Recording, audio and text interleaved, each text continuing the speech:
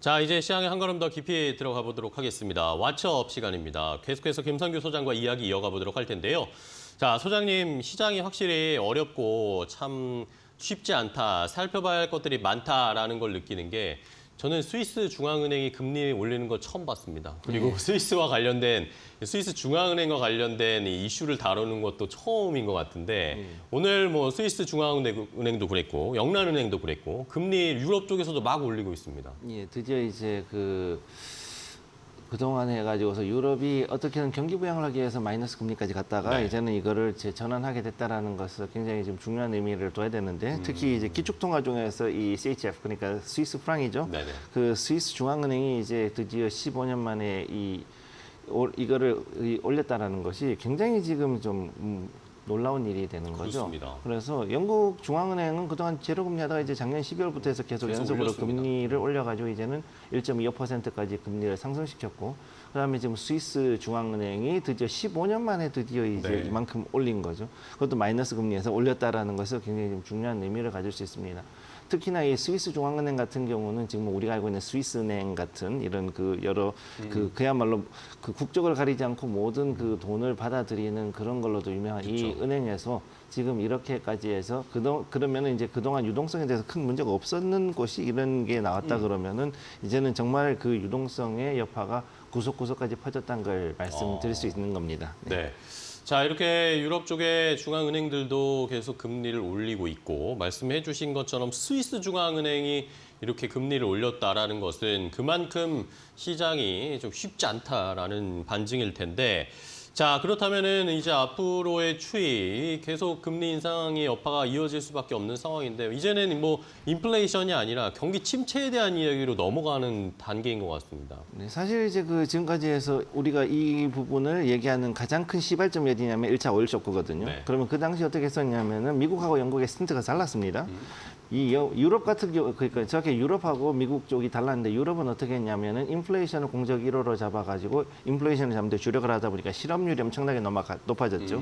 그러다 보니까 이 실업률이 높아지고 나서 그다음에 여기에 대해서 경기 부양책을 지금까지 계속 써오고 심지어는 마이너스 금리를 추구했는데도 불구하고 경기 부양이 실패한 상태에서 유동성만 지금 엄청나게 풀려 있는 상태라는 거죠. 네. 그러다 보니까 이번에는 결국은 더 이상 지금 같은 상황에서는 버티지를 못하고 결국은 그 금리를 올릴 수밖에 없는 그런 상황이 온 것이 지금 상황이고 미국의 경우는 어떻게 했냐면 고용이 일단은 공적 1호라 그랬기 때문에 그러면 이 공적인 고용을 잡기 위해 가지고서는 인플레이션을 용인하면서 돈을 엄청나게 풀었습니다. 오히려. 그러면 그때 경기 부양을 하면서 동시에 어떻게든 이 고용을 잡기 위해 가지고서 엄청나게 지금 같은 그 코로나 사태 때와 같은 이런 부양책이 많이 나왔었죠. 그래 가지고서는 이것을 하는데 이걸 결국 국채를 가지고 하다 보니까는 이 부분들을 어떻게 했느냐. 글로벌 국제 투자자들한테 미국 국채를 그만큼 넘긴 거예요. 그래서 여기 나오는 프레드 자료, 지금 현재 연준의 자료, 이번에 2022년도 1분기까지의 그 미국 국채를 글로벌 해외 투자자들이 얼마나 가지고 있는가 이 보유 현황을 보시게 되면은 굉장히 많이 올라간 걸 보실 수 있는데요. 그래서 특히 이게 2008년도 금융위기 이 시점 제일 오른쪽에 있는 그 두꺼운 회색 있죠. 네네. 이 자리에서부터 해가지고 굉장히 급격하게 올라간 걸 볼 수 있습니다. 그렇습니다. 즉 이거를 누가 받아줬냐 하면은 중국이랑 일본이 금액을 다 받아준 거예요. 그러면 이렇게 해가지고 진행이 되고 나서 그러면은 이렇게까지 해가지고 경기 부양을 하기 위해서 엄청나게 많은 국채가 투여가 되고 미국이 그렇게 해서 어느 정도 소비가 살아나다가 팬데믹 때문에 지금 현재 이렇게 가라앉은 상황인데 그럼 여기에서 봤을 때는 이 부분을 해결하기 위해서는 이제는 이 풀린 돈만큼의 어떤 그 실물단에서 즉 원자재라든가 이런 부분의 수급이 원활하게 돌아가야 되고 네. 그다음에 여기에 따른 그 경기의 선순환이 빠른 시간 내에 회복이 돼야 되는 게 첫 번째 그 목표가 되겠습니다. 네.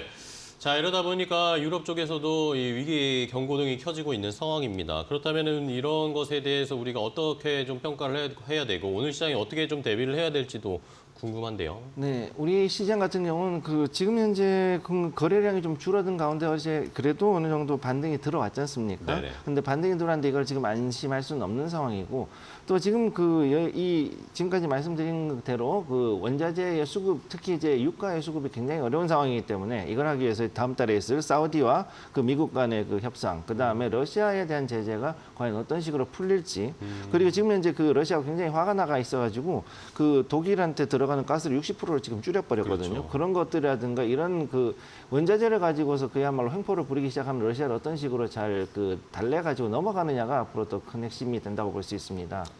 네. 자, 이렇게 결국에는 뭐 유가를 잡아야 되는데 이것도 이 방법이 원활하지가 않고 어쨌든 다음 달까지는 뭔가 해결책이 나올 수 있을 가능성은 이 사우디와 미국과의 이야기인데 그때까지는 어쨌든 또 시간의 텀이 있는 상황이기 때문에 그때까지는 쉽지 않을 시장이 이어질 수밖에 없다라는 것을 우리가 상상을 해볼 수가 있겠습니다. 자, 그러면 이제 바로 셀럽은 말했지로 이어가겠습니다. 전 세계 경제계 셀럽들은 시장을 지금 어떻게 바라보고 있는지 이야기 확인해 볼 텐데요. 최윤 캐스터가 전해드립니다. 안녕하세요. 셀럽은 말했지 최윤입니다. 셀럽들의 말말말을 통해서 시장의 분위기 짚고 가도록 하겠습니다. 미국은 해운법 개정을 앞두고 있는 상황입니다. 시간별로 좀 정리를 해봤는데요. 지난 2월에 바이든 대통령이 내놓은 발언입니다. 팬데믹 기간 동안 해운업체는 가격을 1000% 인상했습니다. It's unfair. 이러한 관행은 불공정합니다라는 발언을 지난 2월에 내놓았습니다. 사실 공급망 문제에도 결국에는 이익을 보는 것은 해운업체다라는 비판을 내놓은 건데요. 다음 발언도 함께 만나보시죠. 이건 간밤에 많은 언론사들이 내놓은 현재 보도인데 바이든 대통령은 bipartisan 초당적 해운법을 목요일 오후에 서명할 예정입니다라는 이 보도를 내놓았습니다. 그렇다면 시장에는 어떤 영향이 있을까요? 바로 만나보시죠.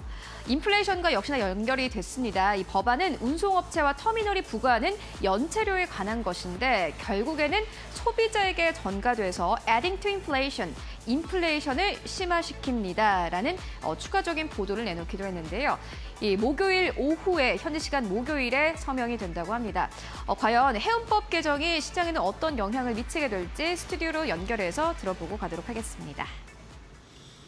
자, 첫 번째 이야기는 바이든 대통령과 미국 정부 그리고 해운업에 관련된 이야기인데 바이든 대통령이 요즘 뭐 인플레이션을 유발시키는 기업들을 계속 때리고 있습니다. 네, 사실 이게 그만큼 사실은 근원 물가에 대한 게 아니라 결국 유가에 대한 부분인데 이거를 잡지는 못하고 네. 그러니까 이렇게 약간 좀 쇼잉업을 하는 것도 있는데 여기서 지금 우리가 봐야 되는 거는 이 해운업이 이 해운법 개정이 과연 무엇을 노리고 하느냐거든요. 지금 가장 큰 문제는 이 전체적인 내용을 봤을 때는 그 해운법 기존 해운법상으로는 그 컨테이너를 항만에다 그냥 적치를 해놨을 때 거기에 대한 그 비용이 굉장히 쌌다는 거죠. 그러니까 이거에 대해 가지고 가격을 올려가지고서 너희들 빈 컨테이너는 빨리빨리 치워라라는 거예요.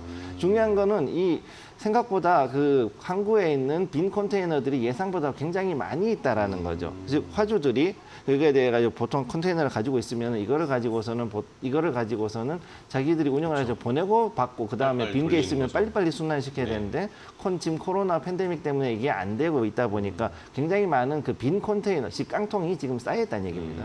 이 깡통들을 빨리빨리 너희가 다른 데로 치워서 항만에서의 그 전체적인 여유를 맞춰가지고 최대한 물건이 들어있는 컨테이너를 수용할 수 있는 용량을 키워달라는 게 현재 이 법안의 내용이 되겠습니다. 네. 자, 알겠습니다. 법안과 관련된 내용도 자세하게 좀 설명을 해주셨는데 과연 이런 것들이 시장에 어떤 영향을 줄지도 계속 체크를 해보도록 하겠고요. 자, 다음 셀럽의 이야기 바로 또 확인해 보겠습니다. 네, 두 번째 셀럽은 일론 머스크입니다. 셀럽은 말했지에 굉장히 자주 등장하는 셀럽이기도 한데요. 현지 시간 6월 16일에 트위터 비대면 회의가 진행이 됐습니다. 이곳에서 일론 머스크는 프리스피치를 진행했다고 하는데요. 저는 I don't care about being CEO. 저는 CEO가 되는 것에 관심이 없습니다. 저는 제품 발전은 신경 쓰지만은 직함은 신경 쓰지 않는 편이죠. 라는 발언을 했습니다. 진짜일까요? 두 번째 발언도 함께 만나보시죠.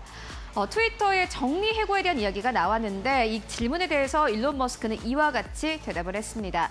트위터의 정리 해고는 financial situation, 이 경제적인 상황마다 다릅니다. 지금으로서는 비용이 매출을 초과하는 상태입니다. 라는 추가적인 이 발언까지 함께 내놓았습니다. 일론 머스크가 이뿐만이 아니라 여러 가지 발언들을 이 프리스피치에서 내놓기도 했는데요. 관련된 이야기를 스튜디오로 연결해서 들어보고 가도록 하겠습니다. 네, 자 이번에는 뭐 일론 머스크 또 이야기를 했습니다. 트위터와 관련된 이슈는 계속 현재 진행형인데 뭐 CEO에 관심이 없다지만 전부 다 트위터의 대표는 일론 머스크일 거다라고 저희는 상상하고 있습니다. 오늘 어떤 이야기들이 좀 관심이 가셨나요? 여러 가지 이야기가 나왔는데 가장 중요한 거는 크게 두 가지입니다. 첫째는 뭐냐면은 자신이 이제 앞으로 어떤 행보를 볼지에 대해서 약간의 그 힌트를 줬다는 거. 그런가요? 예, 그다음 두 번째가 뭐냐면은 해고에 대한 부분. 이번에 대한 얘기가 되게 많이 나왔는데 이 첫째는 뭐냐면 테슬라도 하더라도 지금 이 굉장히 지금 비용 문제로 인해 가지고 상당히 그 주가도 떨어지고 안 좋거든요. 그렇죠. 그러니까 매출이 늘어난 데 비해서 앞으로 가이던스가 좋지 않기 때문에 레이오프가 되지 않을까, 즉 그 해고가 늘어나지 않을까에 대한 우려가 있는데 테슬라는 계속 그거는 걱정하지 말라고 일단 얘기를 해놨단 그렇죠, 말이죠. 그랬는데 문제는 뭐냐면 트위터란 말이죠. 트위터는 뭐라 그랬냐? 너희는 내가 봤을 때는 좀 사람이 너무 많어라는 얘기를 아예 대놓고 얘기를 했어요. 지금 이거는.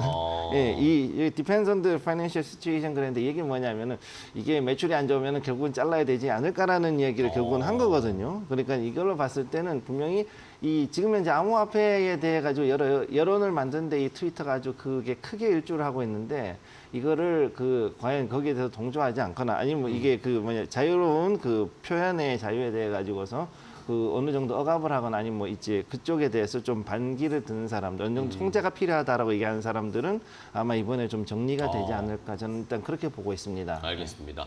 자, 일단은 일론 머스크의 트위터 내에서의 영향력이 점점 커져 가고 있습니다. 일론 머스크는 뭐 항상 시간이 지나고 나보면은 늘 다 계획이 있었구나라고 이야기를 하는데 이번에 트위터를 점령해 나가는 이 모습도 계속 지켜보도록 해야겠습니다. 자, 마지막 셀럽 이야기까지 확인해 보겠습니다. 최용 캐스터 전해주세요. 네, 오늘은 이 뉴스에 조금 집중을 해보셔야 할 것 같습니다. 최근에 SK 하이닉스의 주문량이 줄어들고 있다는 루머가 시장에 퍼지면서 관련된 루머가 퍼진 날 SK 하이닉스 주가는 3% 넘는 낙폭을 키우기도 했습니다. 니케이 아시아가 간밤에 이렇게 단독 보도를 내놓았는데요. 삼성전자와 관련된 뉴스였습니다. 삼성전자는 Inflation and Rising Inventories, 인플레이션과 재고 증가에 대한 우려로 공급업체 부품 출하를 일시적으로 축소했습니다. 라는 이 단독 보도를 내놓았습니다. 어떤 제품들에 대해서 출하를 축소를 했을까요? 다음 발언도 함께 만나보시죠. 삼성전자는 핵심 전자제품인 TV, 가전제품과 스마트폰 부품 출하를 축소했습니다. 라는 보도를 내놓았습니다. 그렇다면 그 규모는 어느 정도인지 다음 기사의 내용과 함께 만나보시죠. 삼성의 7월의 출하량을 50%를 has been slashed, 감소한 것으로 나타났습니다. 라는 단독 보도까지 함께 내놓은 상황인데요. 일단 이 니케이 아시아에 대한 보도에 대해서 이 많은 기자들이 직접 삼성전자에 연락을 했더니 전혀 응답을 하지 않았다고 합니다. 이러한 뉴스가 오늘 시장에 또 어떤 영향을 미칠지 마지막으로 스튜디오 연결해서 들어보고 가도록 하겠습니다. 자, 마지막은 삼성과 관련된 이야기인데 반도체와 관련된 이야기이기도 하고 삼성전자가 어제 6만 900원의 거래를 마감했는데 오늘 시장에서 6만 원이 붕괴될 수도 있는 상황이 펼쳐지고 있습니다. 자, 출하량과 관련된 이야기 이거 어떻게 봐야 되나요? 지금 현재 어느 정도 조정기에 들어간 건 사실이기 때문에 이거는 뭐라고 답을 할 수는 없습니다. 우선 중요한 거는 이제는 삼성전자가 전 세계적으로 이제 관심과 견제를 동시에 받는다라는 그 자체만으로도 굉장히 지금 여전히 우리한테는 좋은 이야기죠. 어떻게 보면은. 그렇기 때문에 지금 우리가 주목해야 될 건 이런 부분들도 있는데 가장 큰 게 이제 반도체 생산하고 MLCC 재고가 가장 큰 문제가 되는 거고 특히 반도체 생산 같은 경우 이제 이재용 부회장이 직접 그 네덜란드까지 가서 EUV 노광 장비를 ASML로부터 대규모로 지금 어떻게든 받아내려고 하고 있거든요. 지금 현재 가장 큰 문제는 뭐냐면은 우리 생각보다 이 ASML이 EUV 장비를 만들어내는 생산 능력이 굉장히 낮다라는 거거든요. 그러다 보니까 이거에 대해서 한 대라도 더 빨리 받아내야 되는 상황이기 때문에 이게 과연 어떻게 이제 여기에 대해서 영향을 줄 것인가가 이제 가장 주목해야 될 포인트라고 일단 그렇게 보고 있습니다. 네. 자, 일단은 뭐 일본 쪽에서 삼성전자 관련된 언급들이 이렇게 나오고 있는데 오늘 시장에서 어떻게 반응을 할지 이재용 부회장이 또 지금 이 삼성 유럽 쪽에서의 행보를 통해서 어떤 결과물들을 가지고 올지가 일단 삼성전자의 주가의 향방에 가장 중요한 키포인트가 될 것 같습니다. 외부에서 지금 자범들은 많지만 일단 삼성 측에서 어떤 이야기나 결과물들이 나올지 한번 주목을 해 보셔야 되겠습니다. 오늘 일단은 시장이 좀 힘든 상황이기 때문에 힘들 것으로 예상이 되기 때문에 삼성전자 혹시라도 또 6만 원 선이 이탈되지 않을까라는 좀 걱정도 있는 상황인데 추이는 지켜보도록 하겠습니다. 자, 오늘 김성규 소장과 함께 셀러본 말했지 그리고 왓츠업까지 함께 확인을 해봤습니다. 오늘 또 좋은 이야기, 좋은 인사이트 주셔서 감사하고요.